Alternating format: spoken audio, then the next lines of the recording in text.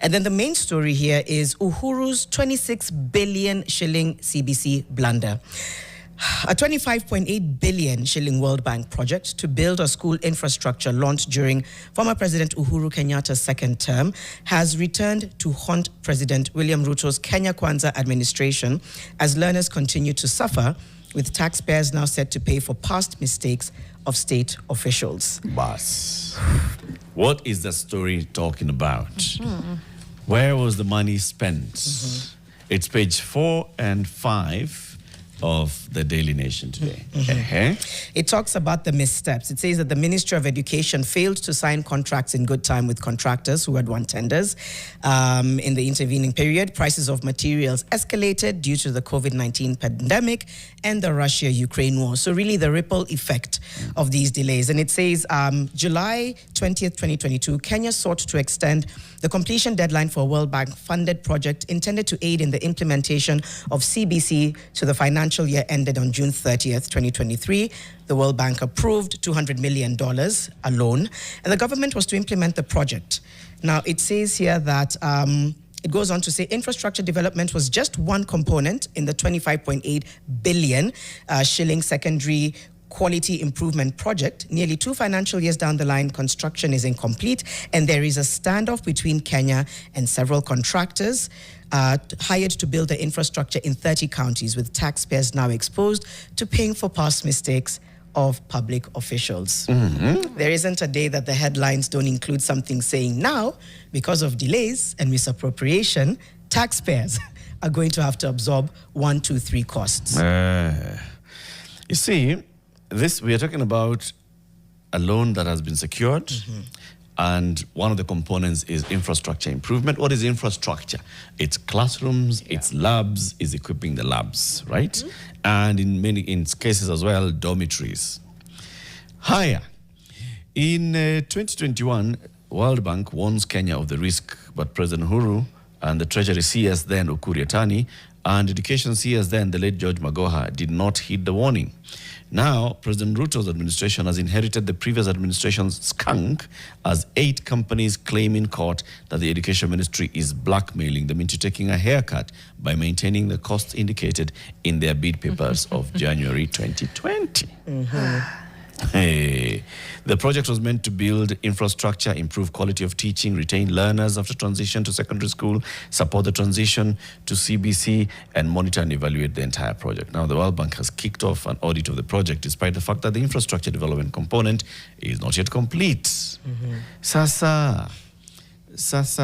Some of these companies, 8 companies, obtained a court order on the 5th of March, blocking the Education Ministry from cancelling their contracts. Right. All Weather Investment Company, Columbia Developers, Samaha Company, Glenn's Team Engineering, Lantana Africa, Globe Track Systems, and Kinder Engineering Work and Pine Agency are seeking the orders barely 20 days after the World Bank audit tender closed. Sasa, this is where now you start asking yourself, so this is a 2021 project. And it is simple, straightforward. Schools. Don't go and look for school.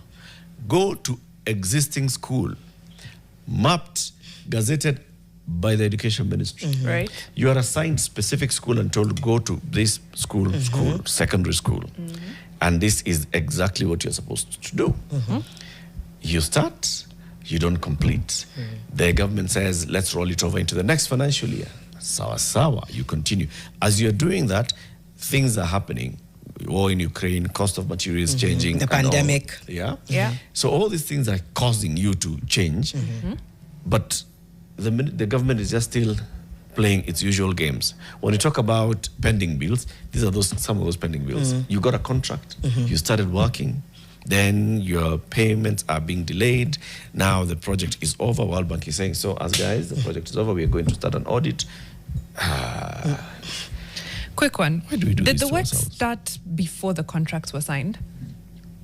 Because delayed, the blurb there says delayed signing of contracts in 2022 as the year when the firms that won the tenders to construct those infrastructure projects signed their contracts. Again, it's a 2021 project.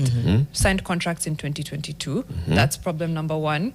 then now they're being held to the to not even the same contracts, but basically yes, to the terms and the costings of 2021. They're saying we are 3-4 years into, actually 4 years. Yeah, into 4 years. Things have changed. Yeah. So who's to blame here?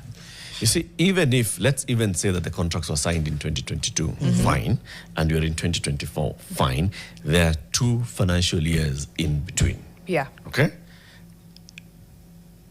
Why was the work not complete within that and then the other question comes, in 2020 December, you are informed that you have been successful. Right.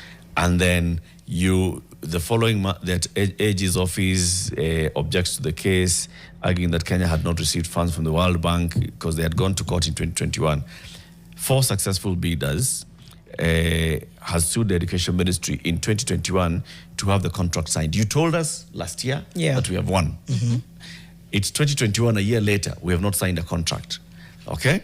Then they go to court and they're like, hey, see, you forced these guys to sign a contract. The AG argues, you know what, we have not received money from the World Bank. So 2022 is when now you start receiving the money.